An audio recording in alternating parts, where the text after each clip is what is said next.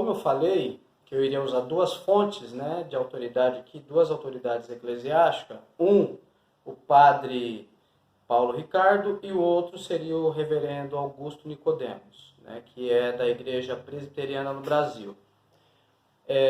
Nós vamos, e agora o reverendo Augusto Nicodemos, ele vai fazer algumas colocações sobre a doutrina, o tema desse sermão que o reverendo Augusto Nicodemos está ministrando. O tema é justamente as doutrinas da Igreja Católica Romana.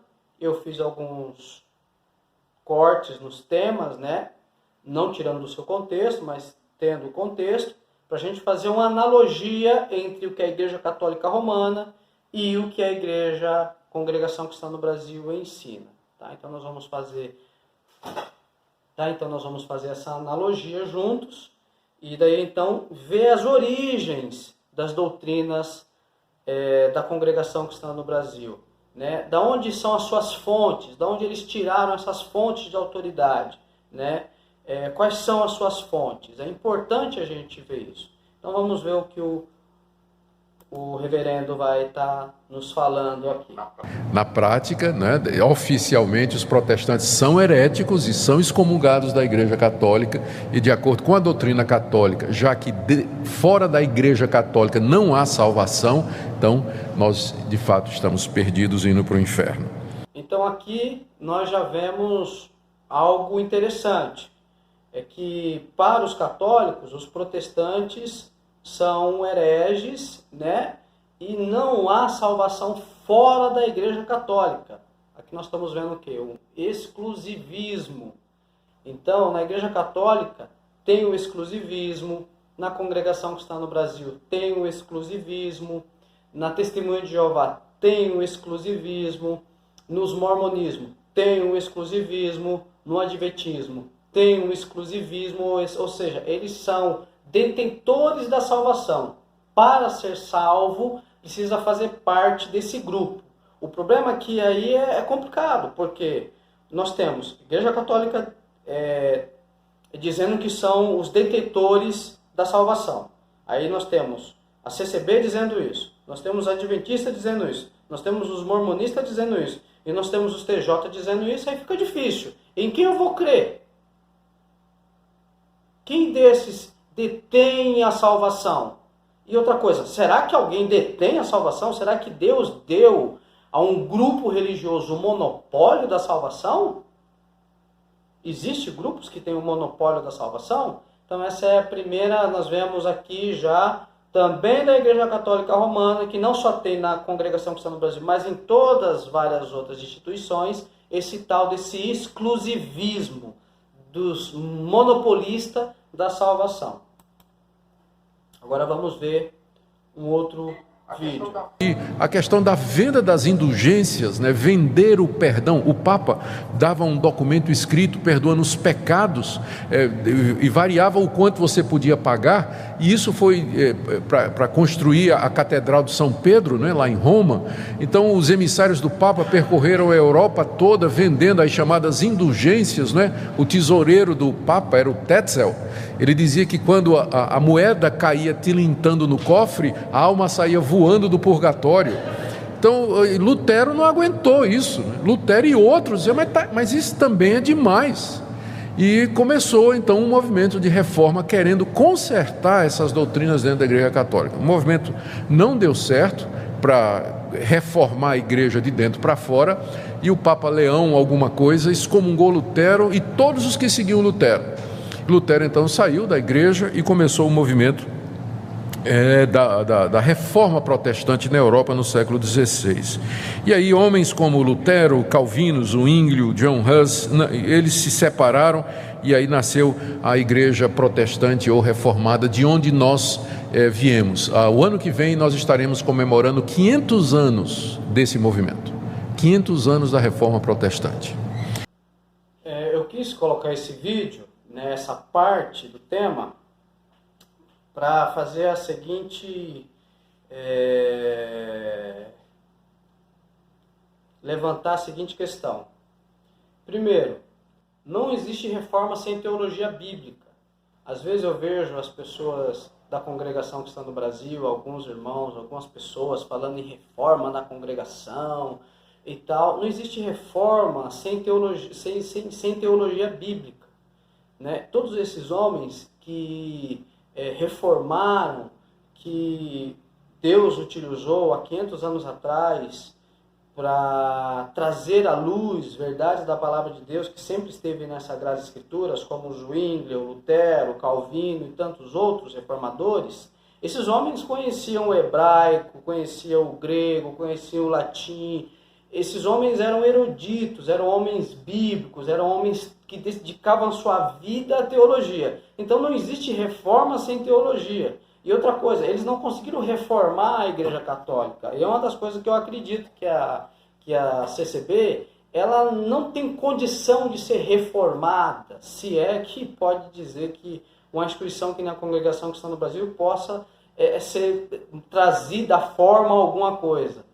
Mas eu acredito que as pessoas devem sair de dentro dela, ou seja, sair dela e procurar uma igreja bíblica, uma igreja que prega o verdadeiro evangelho. Mas eu não acredito numa reforma. E os que acreditam nisso, eu respeito, mas sem teologia, sem conhecimento bíblico profundo das Sagradas Escrituras, é impossível fazer isso.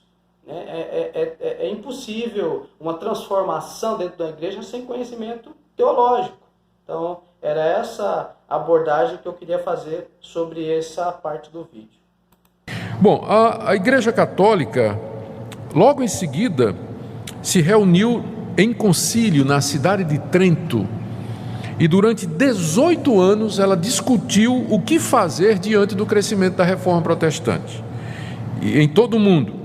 E aí esse concílio, que é um concílio extremamente importante, é chamado o Concílio da Contra-Reforma, foi quando a Igreja Católica tomou posição com relação aos protestantes. Eles fizeram o seguinte: as principais decisões que eles tomaram: condenaram a doutrina protestante da justificação pela fé. O Concílio de Trento diz: maldito todo aquele que disser que o homem é justificado somente pela fé. Então, é maldito, é excomungado, anátema, né? Aí nós temos uma outra fonte de doutrina da congregação cristã no Brasil, que nem eu venho falando, né? Que no Concílio de Trento foram definido tudo isso. Então se levantou uma contra-reforma e o tema da reforma era a justificação pela fé e pela fé somente. E aí o que é que o concílio diz? Maldito, anátema, seja aqueles que a salvação, a justificação é apenas pela fé, sem as obras, né? Ou seja, tem que ter as obras. E é o que a congregação também ensina, que a salvação não é apenas pela fé, mas também pelas obras. Eles ensinam uma outra forma. Eles ensinam outra forma de salvação. Aqui está a fonte de autoridade da congregação cristã no Brasil. Aqui está a raiz da doutrina da congregação cristã no Brasil. O romanismo, o Concílio de Trento, né? É o catecismo católico romano. Mantiveram os 7 sacramentos da igreja. Os 7 sacramentos. Eu não sei se eu me lembro de cabeça aqui, mas é o batismo, a confissão auricular, as ordens, a extrema unção, o casamento, o sacerdócio e tem mais um que me foge agora. Mas são os sacramentos da igreja. Até aqui havia 2 sacramentos, que era o batismo e ceia. Eu esqueci, a ceia. Então, são 7. Havia 2 só, batismo e ceia. E aí o Concílio de Trento reafirma mais 5 sacramentos, ou seja, meios pelos quais Deus traz a sua graça e meios pelos quais o pecador pode obter o favor de Deus. Então, acrescentou para 7. Declarou a indissolubilidade do casamento. Então, vocês sabem que até bem recentemente não tinha divórcio na Igreja Católica, não é? Inventaram o desquite, não é? Não sei quem lembra da época do desquite aí, não é? Que hoje também não tem mais. Hoje em dia a posição da Igreja Católica tem mudado com relação a isso, mas a indissolubilidade do matrimônio começa aí. Aí nós temos de novo o ex opere operato, onde todos esses sacramentos, os 7 sacramentos da Igreja Católica Romana, ele opera a salvação, ele não só são símbolos, mas também efetua a própria graça. E aí nós temos o sacramento do matrimônio, né? Esse sacramento inventado pela Igreja Católica, como nós vimos em uns vídeos anteriores, da onde surgiu essa ideia do sacramento, né? Através daquela tradução aquela tradução da Vulgata Latina, né? Que foi feita. E através da tradução da Vulgata, nós temos aí essa ideia do sacramento do casamento. E o casamento indissolúvel, ou seja, ele não pode ser acabado, ele é indissolúvel, ele não pode ser dissolvido, ele não pode acabar, né? E aí agora, segundo a nova confissão de fé da congregação, agora o casamento se tornou indissolúvel, né?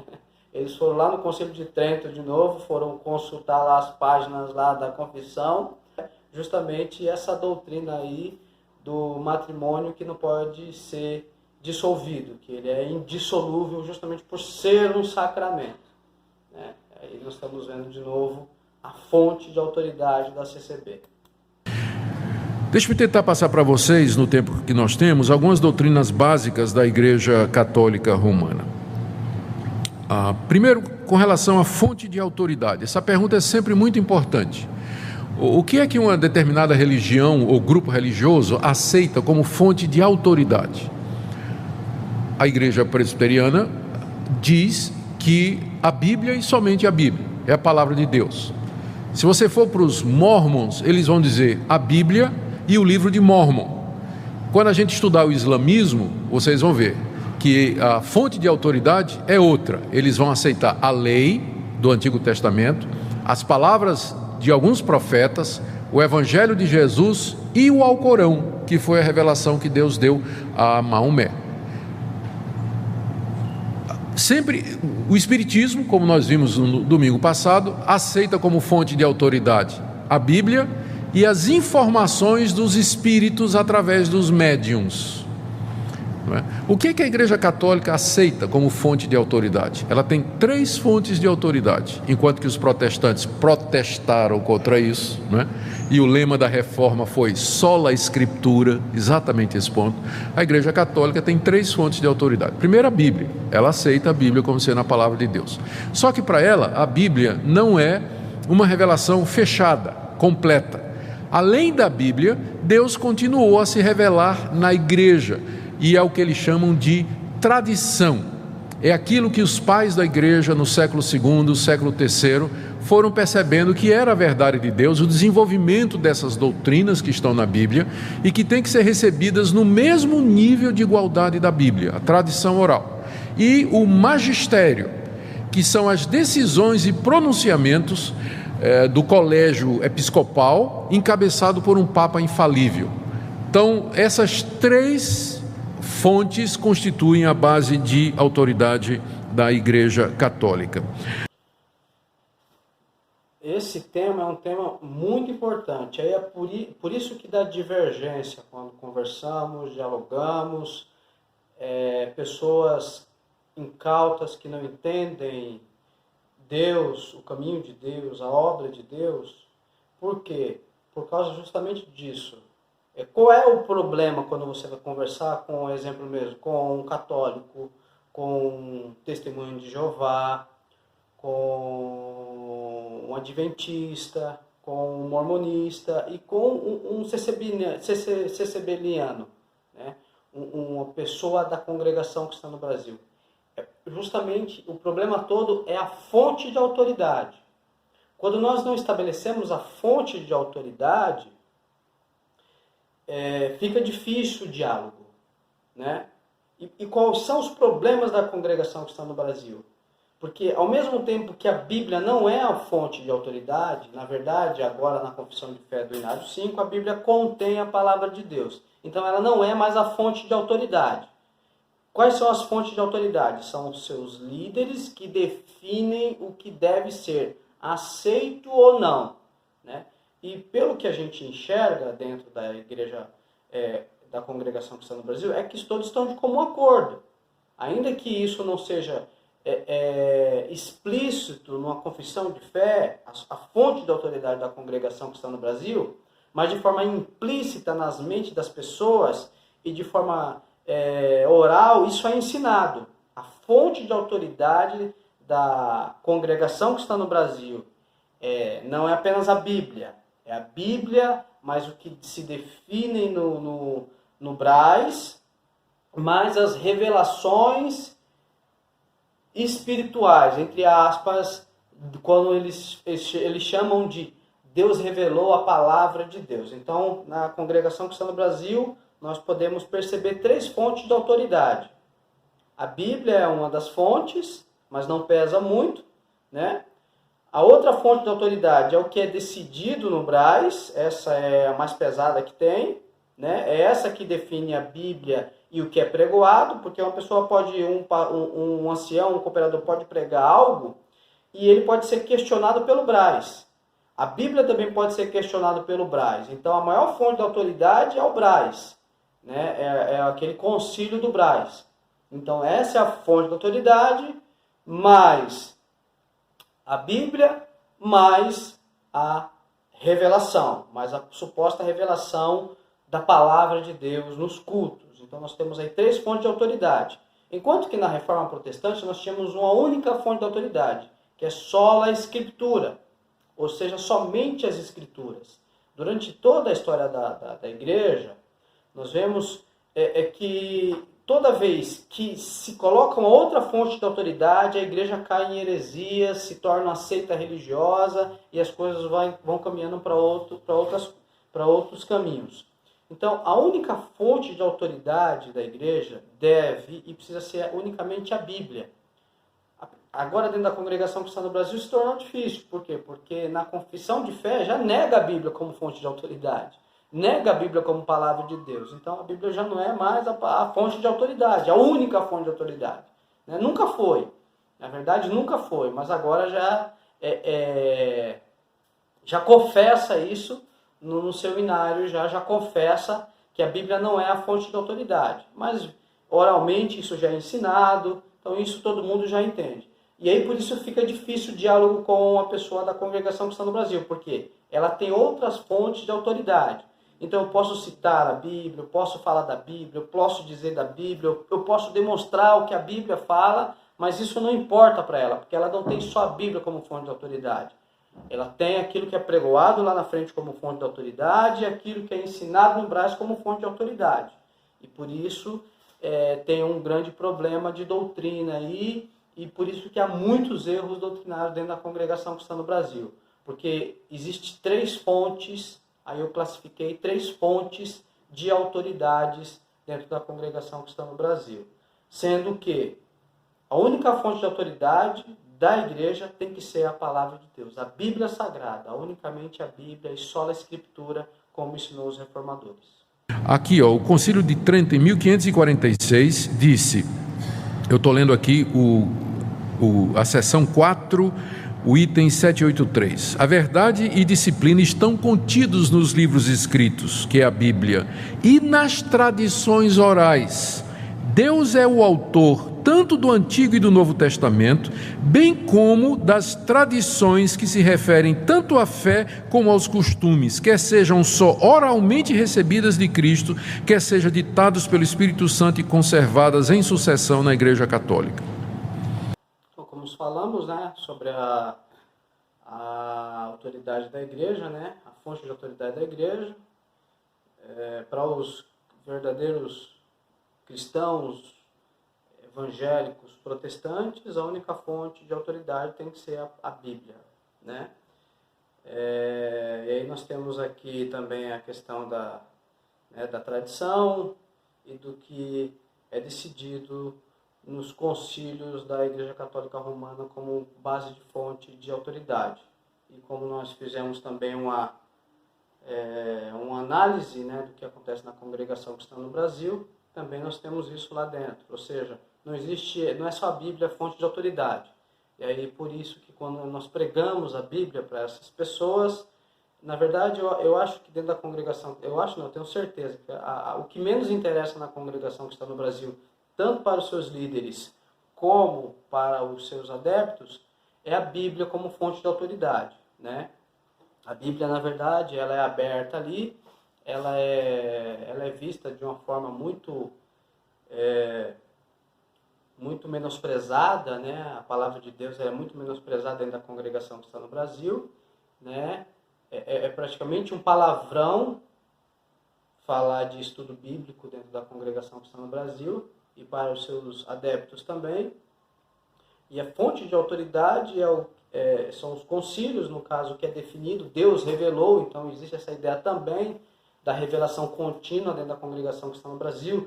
Deus revelou aos seus servos, Deus fez saber aos seus servos, então sempre é essa revelação contínua de Deus na congregação que está no Brasil e a revelação diária, vamos dizer assim, nos cultos diários. Então existe muita revelação.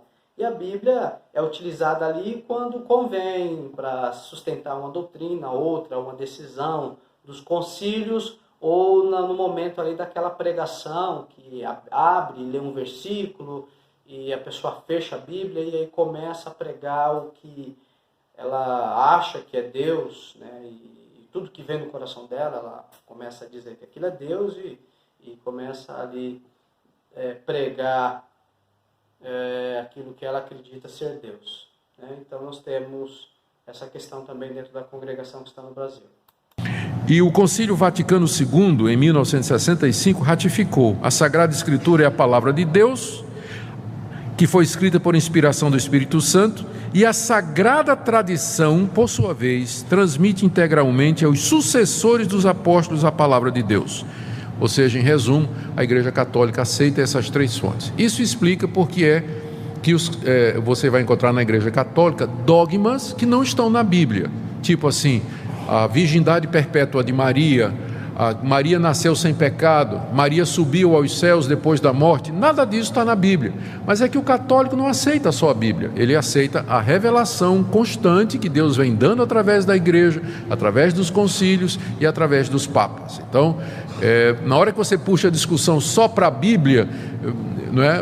Aí o católico que conhece a sua doutrina vai dizer: sim, mas a Bíblia não é a única fonte de verdade. A igreja, ela continua recebendo revelações de verdades da parte de Deus. Em resumo, essa é a principal diferença.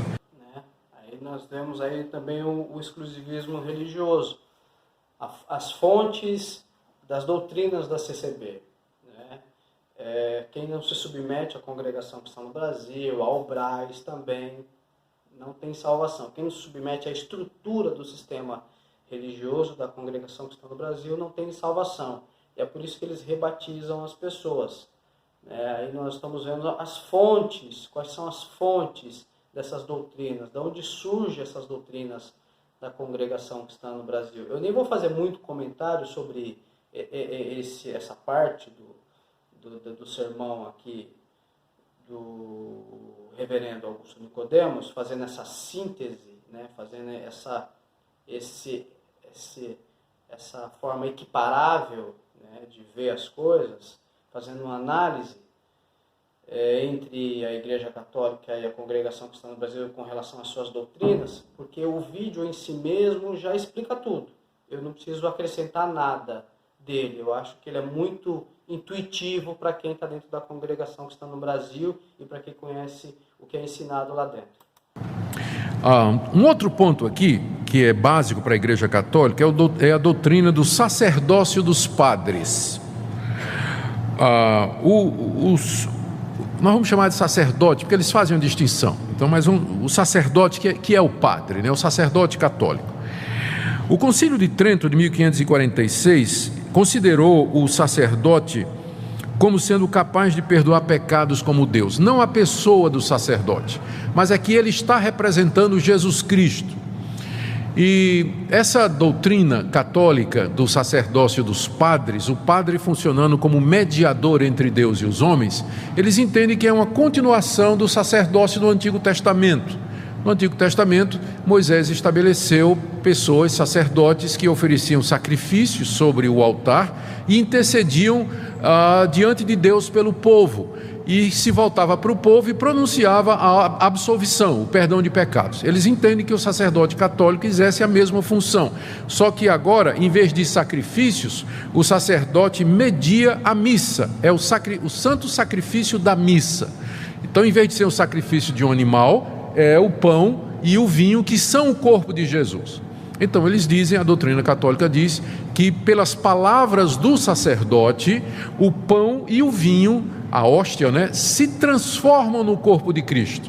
Eles fazem inclusive uma diferença aqui, para dizer o seguinte: o que muda, eles aqui estão usando o pensamento de um filósofo grego chamado Aristóteles, que fez a distinção entre forma e essência, entre essência e acidente.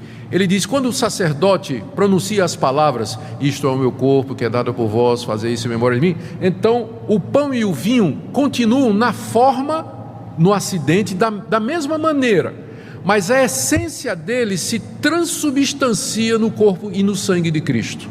Então de fato, Cristo está ali presente em corpo, cabelo, osso, nervo, sangue, músculo, ele está ali.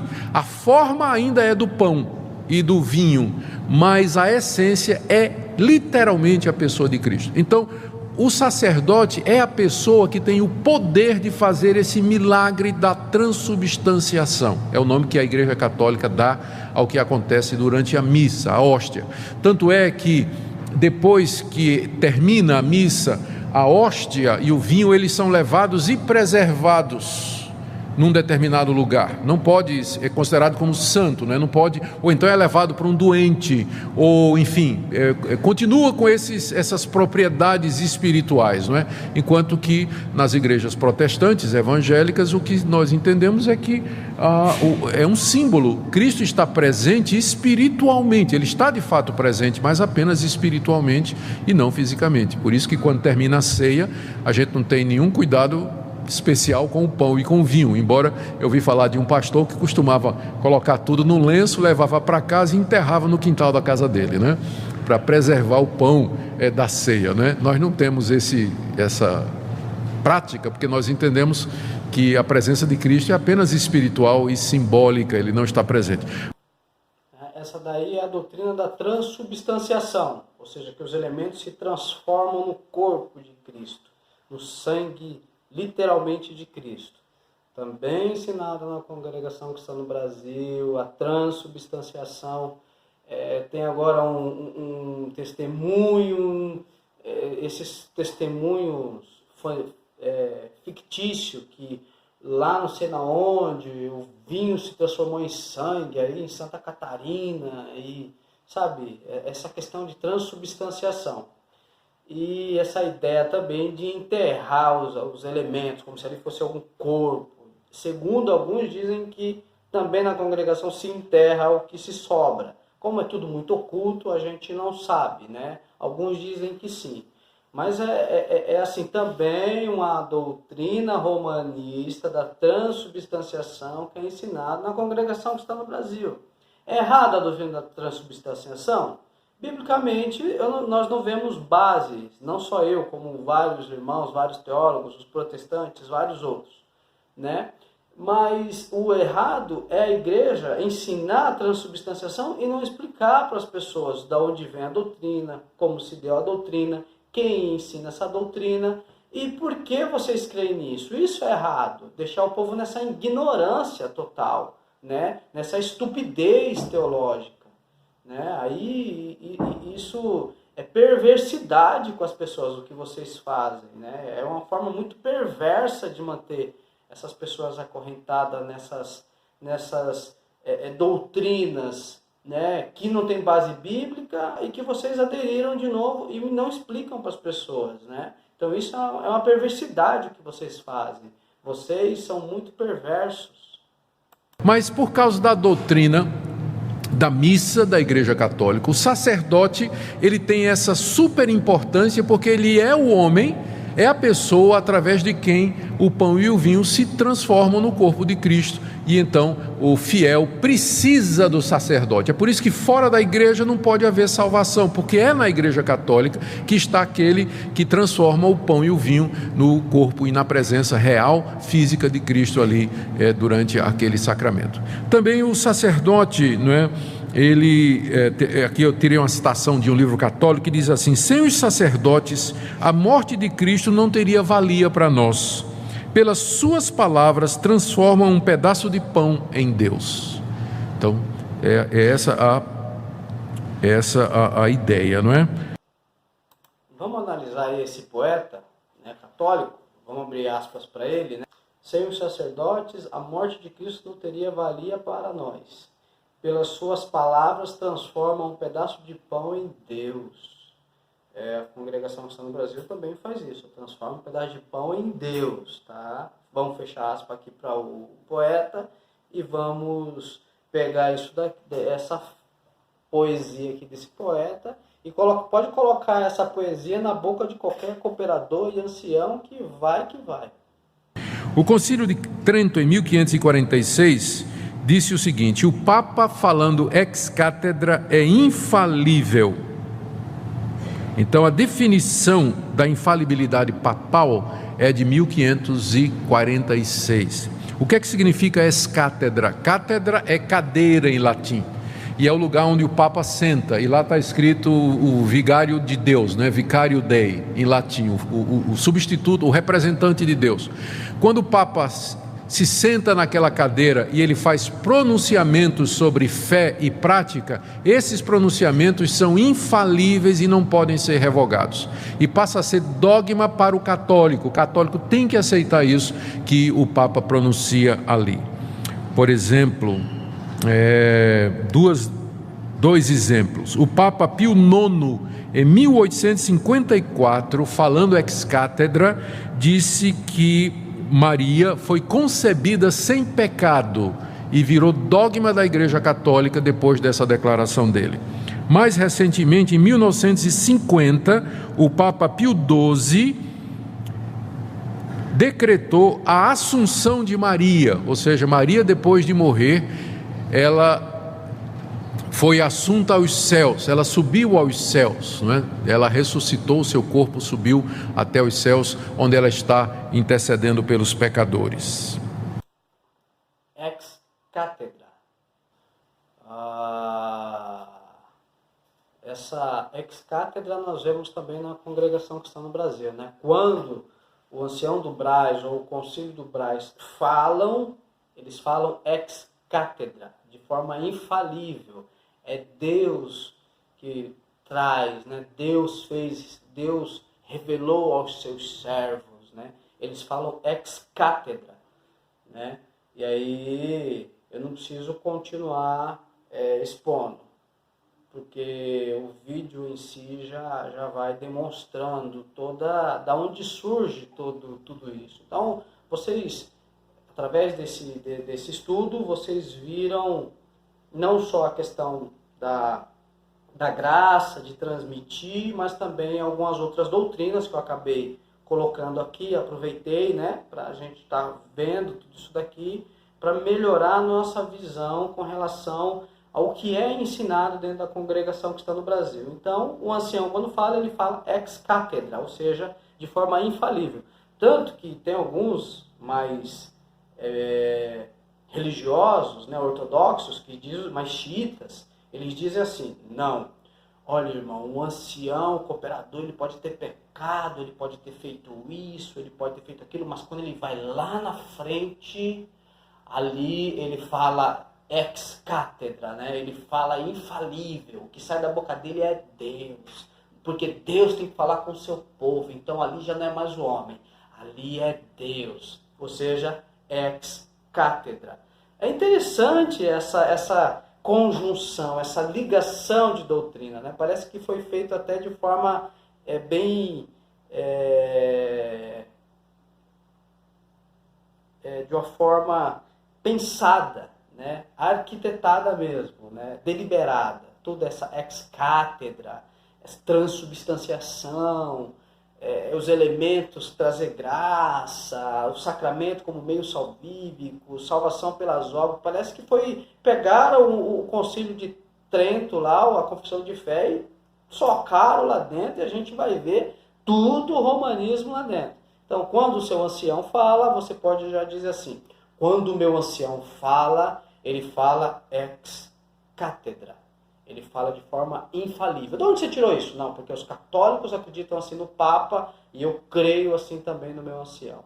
E por fim, a salvação, que é o ponto de maior divergência, né? Efésios capítulo 2, a palavra de Deus é muito clara a respeito disso. Efésios capítulo 2, versos 8 e 9, foi um verso muito usado na Reforma Protestante. Pela graça sois salvos, mediante a fé. E isso não vem de vós, é dom de Deus, não de obras, para que ninguém se glorie. É nessa verdade, nessa pedra que nós nos firmamos. E pensando agora já nas conclusões, por isso que nós não podemos considerar a Igreja Católica Apostólica Romana como uma igreja irmã.